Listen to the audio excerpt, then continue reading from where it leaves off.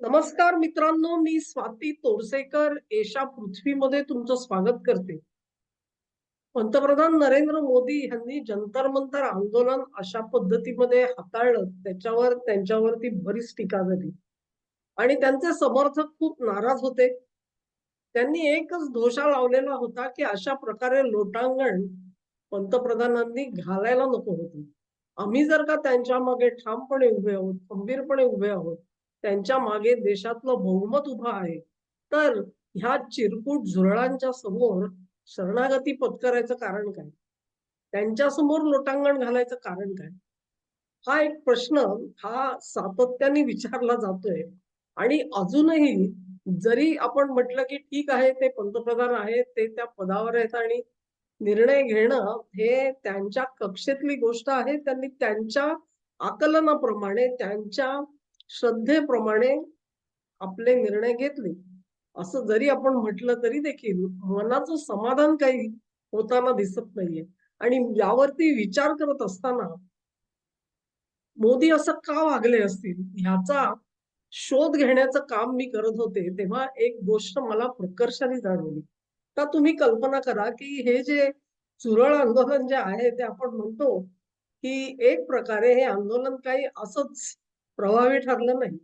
म्हणजे नीटची परीक्षा आणि तिच्यामध्ये विद्यार्थ्यांना येणारे अडथळे, अडचणी, संकट ही सगळी खरी आहेत. पेपर वारंवार फुटत असतात.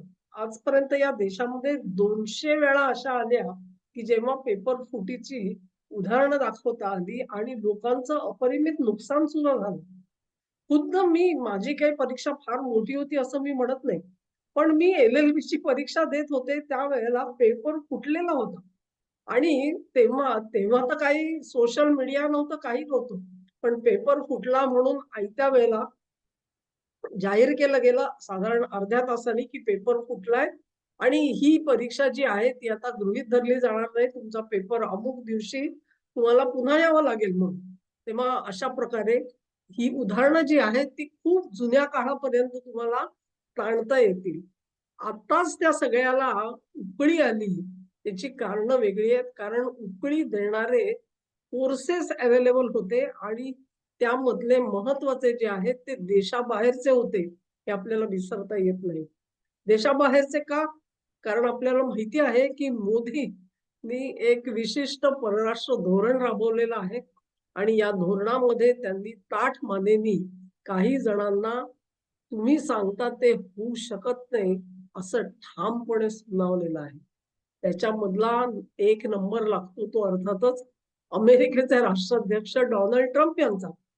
ट्रम्प यांना भारताशी संबंध चांगले हवे आहेत. पण कसे, की तू माझी बटीक होऊन राहा. मी आज्ञा देईन, त्या आज्ञा तू पाळ. मग ते झालं, की मी तुझ्या अंगावरती रखेलीसारखे जे काही 4 पैसे टाकीन, ते पैसे घे, मुकाट्याने राहा आणि आनंद मानून राहा. ही जी त्यांची अपेक्षा आहे, ती अपेक्षा पूर्ण करायला मोदी तयार नाहीये. आणि ही गोष्ट काही मी नव्याने सांगते असं नाहीये. ट्रम्प ह्यांच्या ज्या काही अपेक्षा आहेत, त्या अत्यंत स्पष्ट आहेत आणि त्याच्यामध्ये भारताच्या हिताचं काहीही नाही. ही गोष्ट अगदी उघड आहे. पण मग हे सगळे अडथळे जे आहेत, ते ट्रम्प का आणतायत? कारण मोदी त्यांचं ऐकत नाहीत. ट्रम्पना हवं आहे, की अमेरिकन शेतकऱ्यांनी पिकवलेला मका हा भारताने घ्यावा. तिथली ज्वारी भारताने घ्यावी. तुमच्या गुरांना का घाला, पण आमच्याकडून ते पीक विकत घ्या. आमचे डेअरी प्रॉडक्ट्स विकत घ्या. आमचं दूध विकत घ्या. दूधजन्य पदार्थ आहेत ते विकत घ्या. तुमच्या देशात काय होईल मला माहिती नाही. तुमच्या शेतकऱ्याचं काय होईल? मला चिंता नाही त्याची. तुमच्या देशामधल्या पशुपालकाचं काय होईल? मी चिंता करायचं कारण नाही. तुमच्या मच्छीमारांचं काय होईल? मला माहिती नाही. मी कशाला चिंता करू? हे सगळ्या गोष्टी तुम्ही अमेरिकेकडून घ्या. इतकंच नाही, आमच्याकडून F-35 घ्या. आम्ही सांगू ती संरक्षण व्यवस्था संपूर्ण रशियाशी फारकत घ्या आणि आम्ही सांगतो ती संरक्षणाची उत्पादनं घ्या. तुम्ही तुमचं उत्पादन करू नका. आत्मनिर्भर भारत म्हणजे मेक अमेरिका ग्रेट अगेन नाही. तेव्हा तो कार्यक्रम बंद करा. आम्ही सांगतो तसे वागा. आम्ही म्हटलं चीनवर हमला करा की तुम्ही चीनवर हमला करायला पाहिजे. त्याच्यासाठी आम्ही तुम्हाला शस्त्रास्त्र देऊ की तुम्हाला विकत घ्यावी लागतील. फुकट देत नाही अमेरिका काही. शस्त्र विकत घ्यायची, तुमचे सैनिक पाठवा. ते तिथे मेले तरी चालतील, ते तिथे जखमी झाले तरी चालतील. शेखी मिरवायला अमेरिका असेल. ऑपरेशन सिंदूर मध्ये पराक्रम सगळा भारतीय सैन्याने केला आणि युद्धबंदीची घोषणा ट्रम्पनं करायची होती. त्यांची अपेक्षा होती की भारताने आपल्या पदरामध्ये या यशाचं माप टाकावं, घसघशीत माप टाकावं. पण ते तर काही झालं नाही.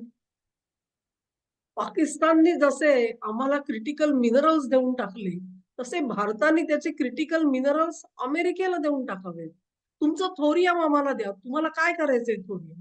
तुमच्या खेडोपाडी वीज नसली तरी चालते. तुम्हाला चांगले रस्ते नसले तरी चालतील. अमेरिका तुम्हाला पुष्कळ देईल, ज्याच्यानी तुमच्या जनतेचं पोट भरू शकेल. आज जर का भारतीय सरकार हे माणशी 5 किलो धान्य देत असेल, तर अमेरिका 2 किलो धान्य देईल. ते काही 5 किलो देणार नाहीयेत.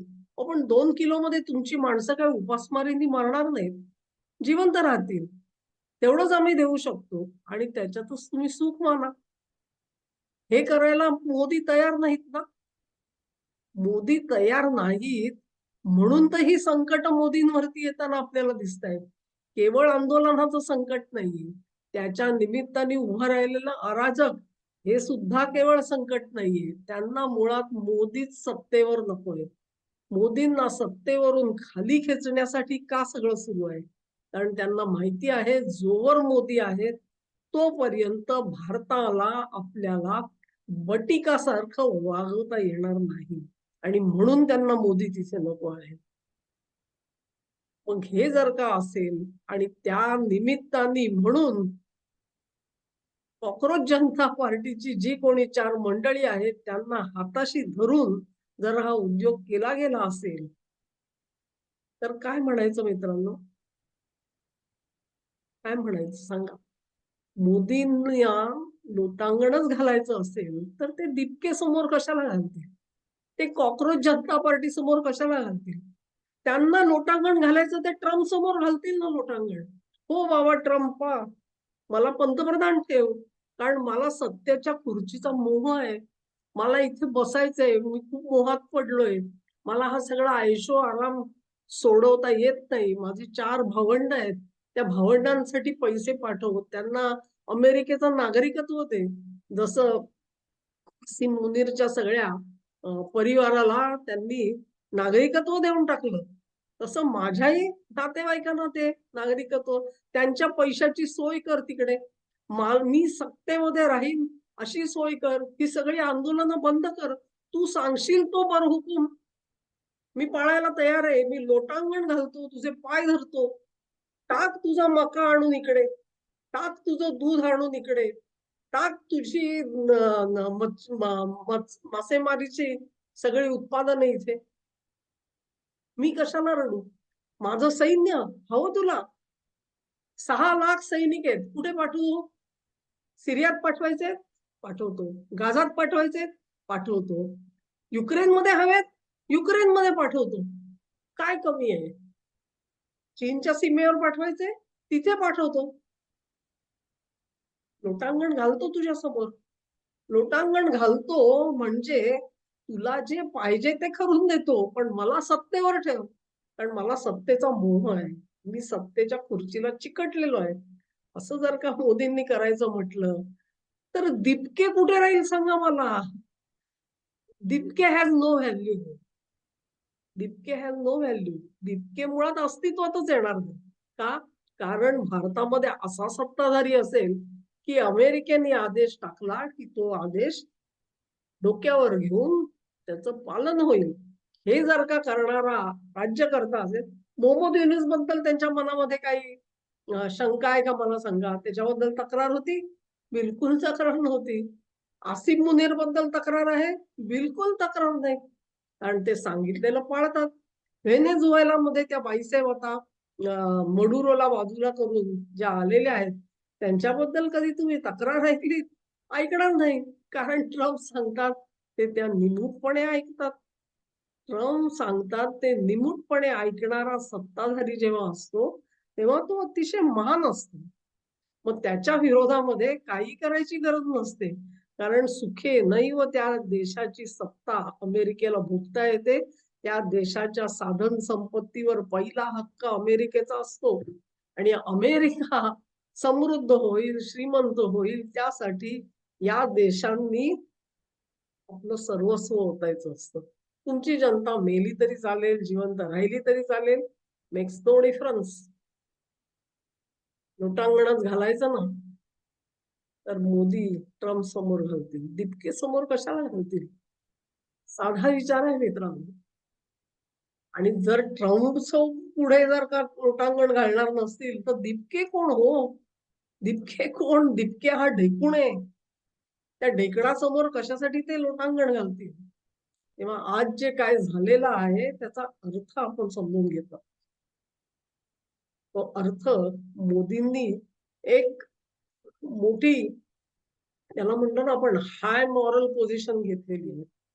म्हणजे एक कुटुंब प्रमुख जो असतो त्याच्या समोर भांडणारी मुलं आली, काही अद्वा तद्वा बोलणारी मुलं आली, तरी देखील तो त्यांना समजवायचा प्रयत्न करतो, चांगल्या मार्गाने नेण्याचा प्रयत्न करतो.